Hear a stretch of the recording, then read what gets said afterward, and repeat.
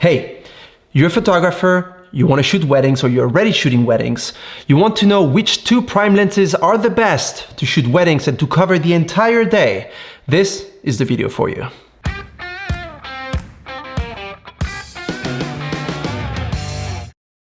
This video has not been prepared at all, so it's gonna be live. It's gonna be raw emotions, raw thoughts, what I think about wedding photography and which lenses I prefer. All right, so I used to use the 23mm f2. You also have the f1.4 and now the newer f1.4 version, which I still have to review.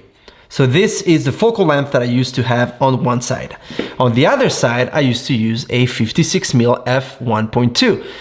This one has not changed. In fact, all the markings are starting to disappear off the lens because I've used it so much for so many weddings. In fact, throughout this video, I'm going to show you a lot of examples, sample of photos that I shot in different scenarios, weddings, and so forth with this lens.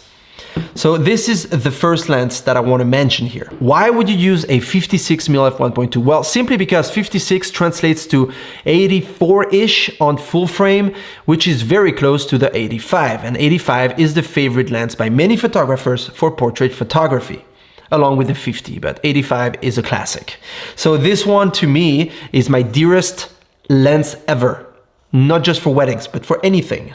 So this is one must-have lens to shoot weddings. The second one used to be the 23mm. So I used to have this 23 f2. You can also shoot with the 23mm f1.4, the older version or the newer version that just came out that I'm trying to get my hands on to do a review. Now, last summer, 2021, I replaced that 23mm by an 18mm lens.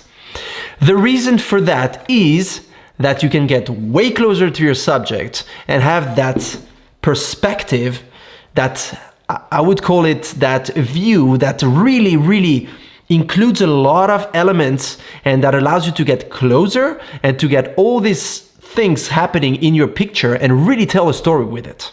So this is the other choice. This is the 18mm f1.4. I made a video which I'm going to link up here, and it is just amazing. It's a blast to use this. So I know there's the X-T4, that's the latest on the X-T series. There's the X Pro 3. There's the newer versions coming out very soon, which I can't tell you much about, but I still use an X-T3 and a good old X-T2. The X-T2 goes along with the 18mm because I use the 18mm less than the 56, which goes on the X-T3 on this side.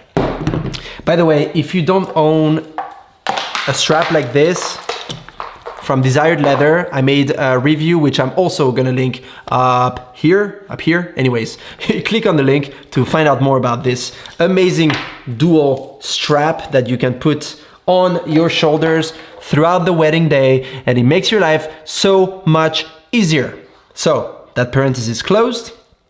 I like to go throughout the day and really use this to shoot the wider angles. So if you, for example, you want to get a group shot, so all my group shots are done with the 18mm f1.4 at f5.6 usually, because that's a bit of its sweet spot, and you make sure that everyone is in focus and you don't have the guy in the back that's blurry.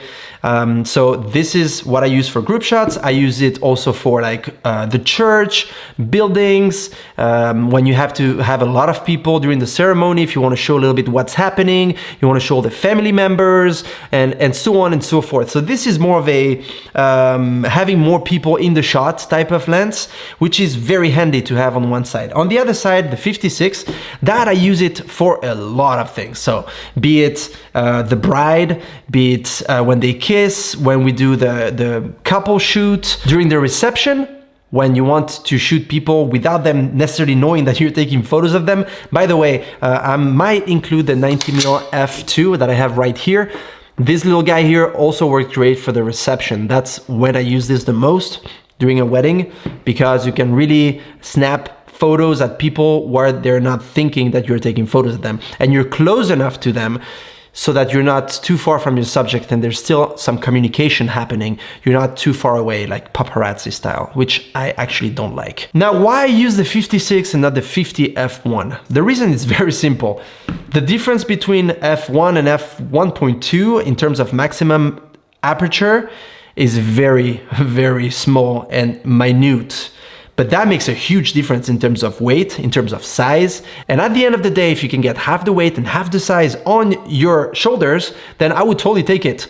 And don't get me wrong, the 50mm f1 is an amazing lens, but it's way too heavy. It is way faster than this lens. But to take stills, honestly, between you and me, it makes absolutely no difference to have that little difference in autofocus. It never bothered me. I said it in many videos before this one, and it just literally doesn't make a difference. So if you can't afford the 50mm f1, or if you want to go a little bit more compact, go for the 56 f1.2. An additional lens that I would suggest you have in your bag, if you're able to, is the 10 to 24mm f4.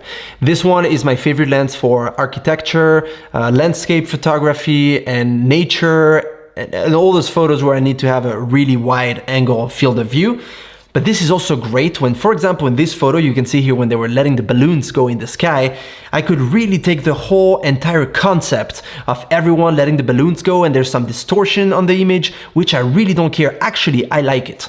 So for a few times when you have, for example, a church that's really wide and you want to see everyone in it, this can be really handy versus the 18mm, which obviously is a little bit more narrow in terms of field of view. I wanted to keep this video short and sweet, and to recap, on one side I have my X-T2 with my 18mm f1.4. On my other side here I have the X-T3 with the 56 f1.2. They go along like I could literally glue it on my X-T3. Okay, I'm not gonna do that because I do also other types of photography and I change lenses all the time.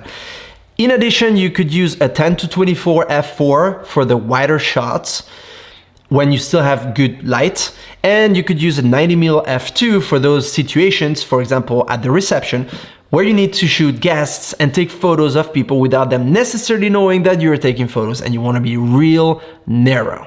So that pretty much concludes this video.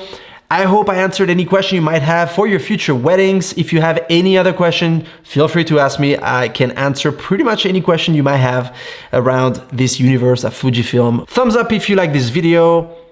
Consider subscribing, that helps me a lot. It also helps you stay up to date with my latest and greatest videos, which might be very interesting to you. And like always, I see you very soon. Keep shooting, keep smiling, and keep taking amazing photos. Cheers.